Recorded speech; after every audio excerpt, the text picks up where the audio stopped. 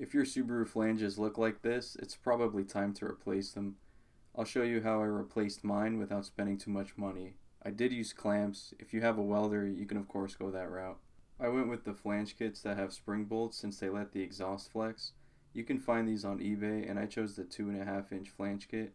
Something to note, on my Subi, the exhaust pipe's outer diameter is 2.39 inches, which is basically 2 3/8, just a little more due to rust. On the left side with the larger flange, the pipe has some flares and isn't perfectly straight, so if you're going to cut into it, you need to cut back a little bit more. So what size should you get? The 2 3/8 kit will let you butt against the pipe, and with a band clamp you'd get a solid connection. Or you could use the 2.5-inch kit, slide it over the pipe, and tighten it with a lap joint band clamp that would go from 2.5 inches to 2 3/8. Since I had some leftover 2.5-inch band clamps, I went with the 2.5-inch kit, and it's provided a pretty good connection. The only negative is that you have to cut off both flanges because the donut gasket is a different size. And an added benefit that you get with the 2.5-inch kit is that you don't have to cut the pipe as much, and you can manipulate the flanges more. And right here I'm showing you the inner and outer diameter dimensions of the different kits.